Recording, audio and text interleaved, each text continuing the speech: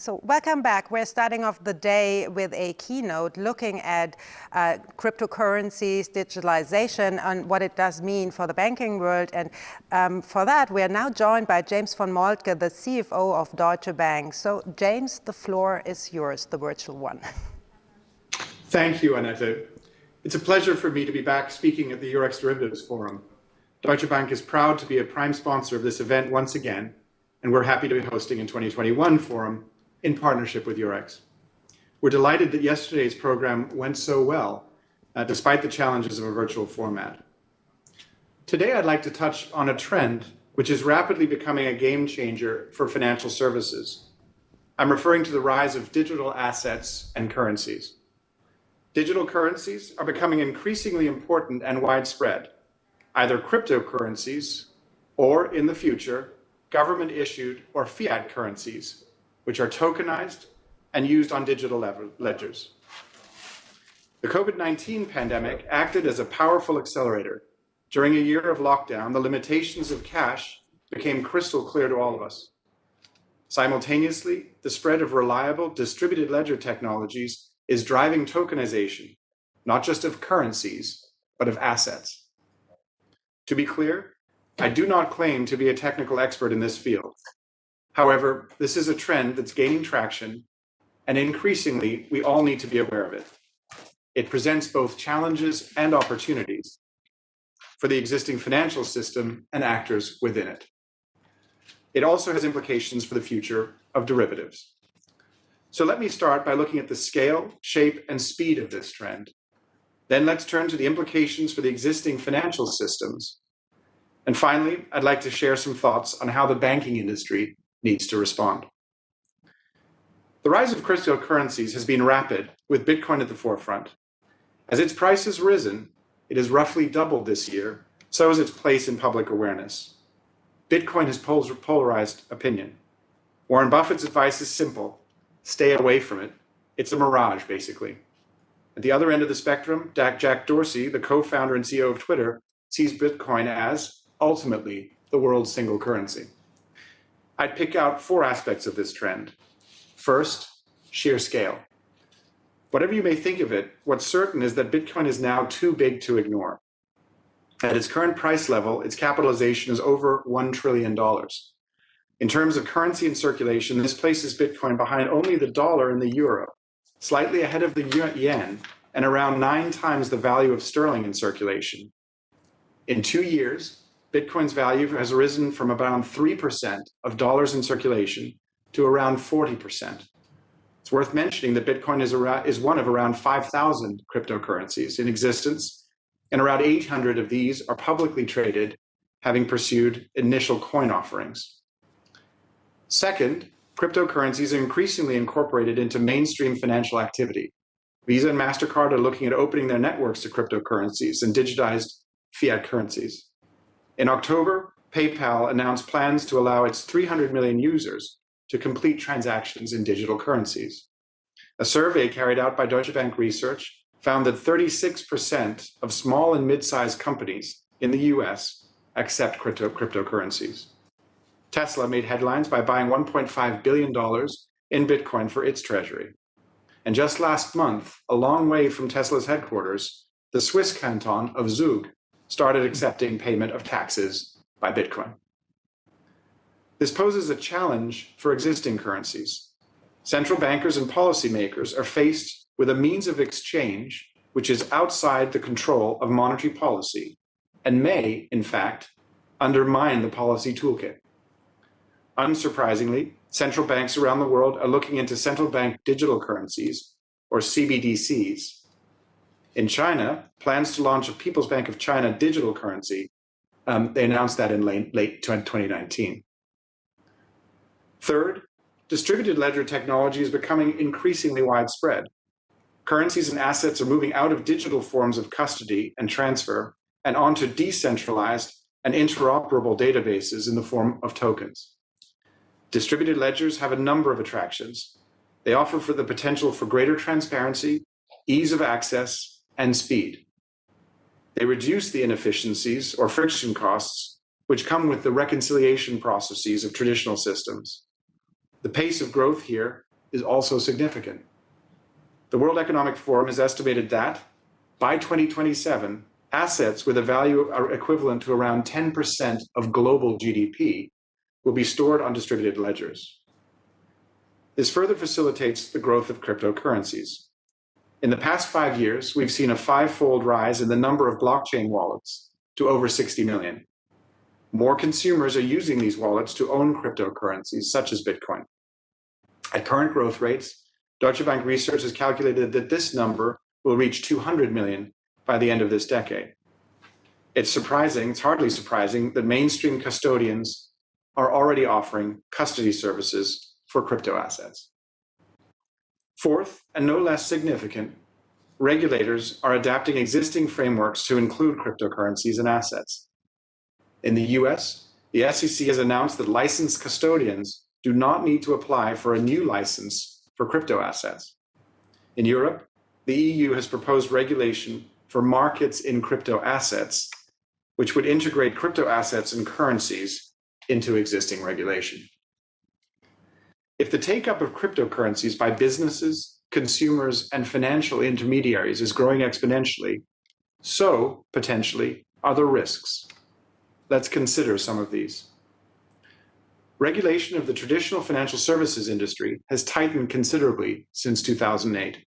However, cryptocurrencies remain far less regulated, despite moves to assimilate them. Perhaps nothing illustrates this danger more than the case of OneCoin, a purported cryptocurrency that never had a blockchain behind it. It was, in effect, a Ponzi scheme, and its founder is on the run. Estimates vary on the losses incurred by investors who were defrauded. Some estimates go as high as $16 billion. Other risks are perhaps even more significant. Cryptocurrencies such as Bitcoin are not backed up by any government or central bank and have no intrinsic value. Cryptocurrencies are not legal tender. In other words, there is no obligation to accept them as a means of payment.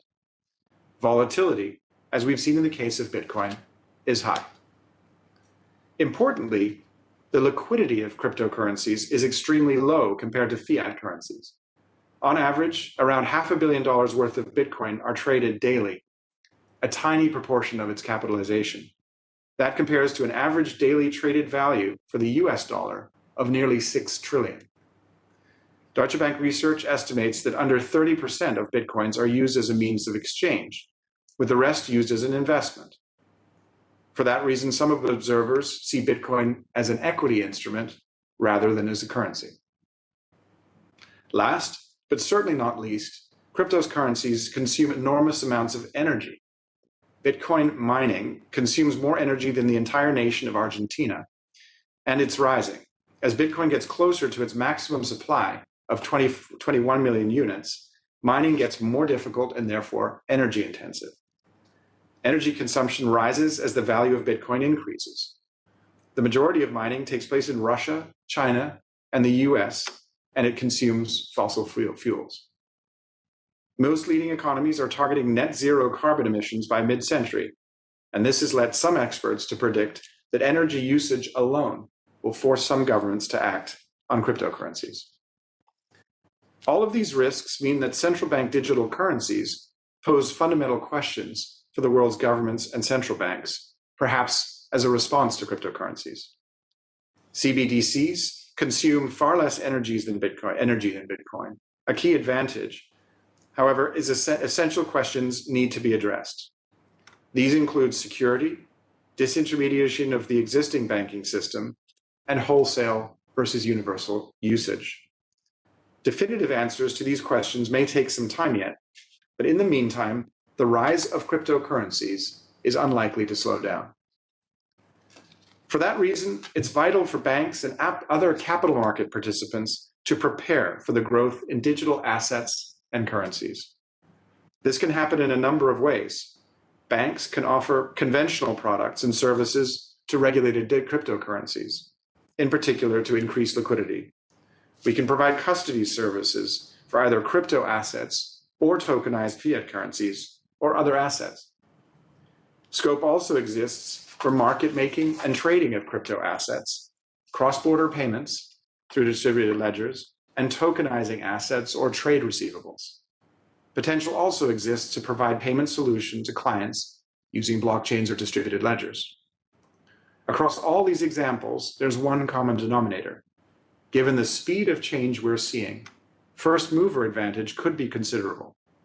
Conversely, the risk of being left behind is arguably far greater in the digital financial landscape. Digitalization of financial services has also significant implications for derivatives. In this forum, let's consider some of these. As we've seen, risk management is vital in a rapidly expanding digital ecosystem. Derivatives offer the potential to mitigate volatility and liquidity risk, both central to the safe development of tokenized assets and currencies. Digitalizing derivatives offers several advantages. A distributed ledger environment gives us scope to address some of the issues around derivatives which contributed to the financial crisis of 2008 and 2009. In acute stress conditions, opaque, illiquid instruments, basis risk, and counterparty risk led to derivatives being seen as amplifiers rather than mitigants of systemic stress. The decentralized, interoperable databases at the heart of distributed ledgers offer greater transparency, ease of access, and verifiable correlation with the underlying instruments tokenized on the same ledger. There are several practical benefits. Margining could become more efficient. In addition, tokenized currencies and assets enable delivery against payment in a way which both eliminates counterparty risk and makes the clearing and settlement process faster and more efficient. Third, as crypto assets grow, the need for risk management through hedging and other derivatives products grows in tandem, in particular, given the volatility of some cryptocurrencies. However, this begs the question of how a democratized derivatives market can develop in such a way as to reap the benefits but avoid the risks. Some of the systemic risks of derivatives do not go away in a digitized or tokenized environment. This in turn helps define the challenge facing leading banks. How do we compete with new entrants, including players with advanced technological expertise and who are unencumbered by our organizational complexity and our demanding regulatory environment? The question is no longer hypothetical.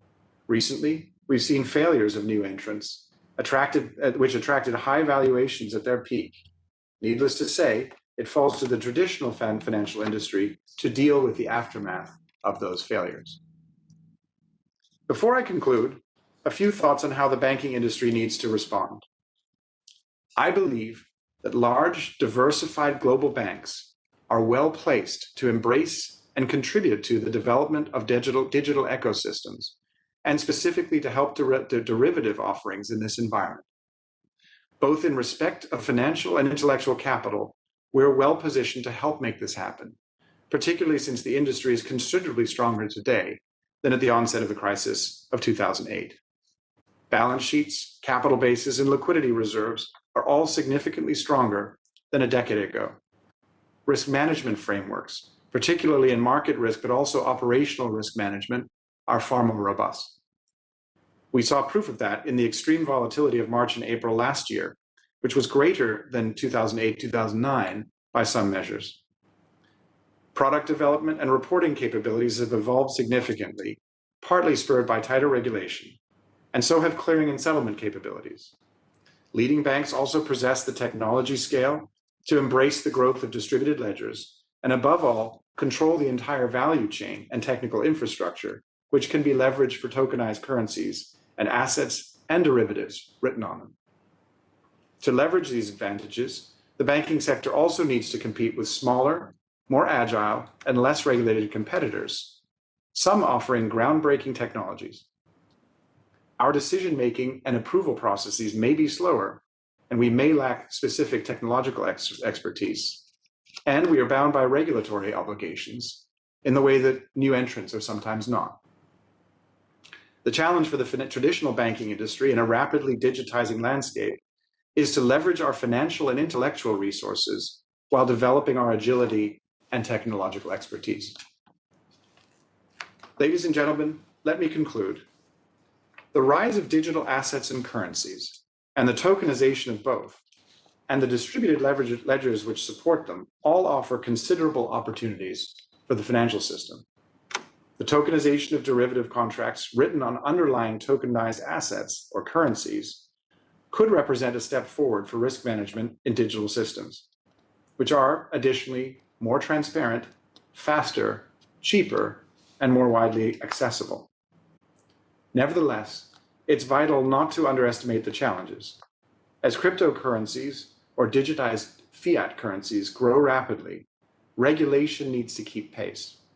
In a digitized ecosystem, we need to mitigate the systemic risks we saw in the last financial crisis, while simultaneously taking account of risks from as yet unregulated or underregulated actors. Despite these challenges, policymakers, regulators, and we in the banking industry all need to step up. We need to embrace the increasing digitalization of the financial industry with the changes and challenges it brings. For policymakers, fundamental questions include how to deal with the rise of cryptocurrencies, the potential of central bank digital currencies, and the role of existing currencies in the digital ecosystem of the future. For regulators, a level playing field between incumbents and new entrants, and closing the gap between more and less regulated actors is a key challenge. And banks, we need to incorporate digitized and tokenized products and services into our business models and build or acquire the technological infrastructure and risk management frameworks to support them. In a word, we must find ways to combine the safety and strength we have acquired over the past decade with the agility we need in the next. With that, thank you for your attention. Thanks a lot, James. It was a very interesting speech. Let me first ask you again about how banks should best respond actually to the rise of digital currencies and assets. Well, I think as a starting point, we need to invest.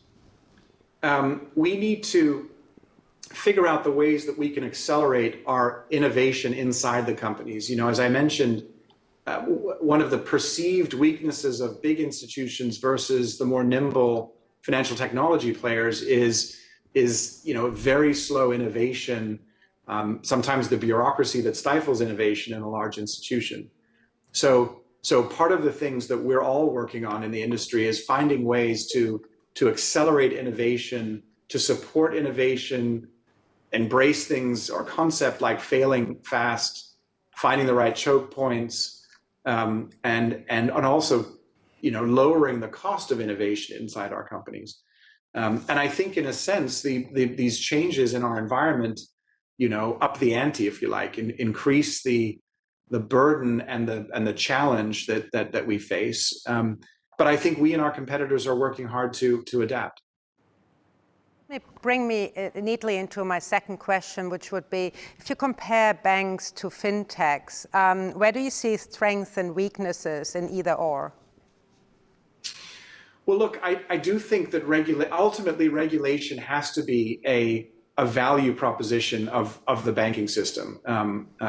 In other words, I'd like to think there's a regulatory moat around the financial industry, which is, of course, a cost to us in the sense that we need to invest in the systems and controls for compliance. We need to carry the capital and liquidity that makes us a strong and stable part of the ecosystem.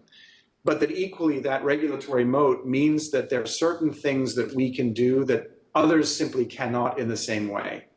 And I think critical in that sort of ecosystem is the trust and the faith that participants, counterparties place in the large banks, and ultimately also the brands that we carry that go with that trust. So those, I think, are our advantages: scale, trust, financial wherewithal. Where we, of course, as I mentioned, we need to compete is on this idea of nimbleness, flexibility, rapid innovation, rapid adoption of activities. Yeah. And that'll be interesting to see how that plays out over time. Well, James, our time is up. It was very interesting to hear from you. Thank you very much for your time and the very interesting speech. My pleasure, Annette. Nice to see you. Nice to see you. So we are moving on swiftly, and after a short break, we have two different streams, the same logic as yesterday. Stream one is, well, the first stream is actually called Stream 3, Liquidity and Collateral Management, and there will be a panel discussion on bringing cleared repo to the buy side. And at the same time, you can also opt for Stream 5, Responsible Investing.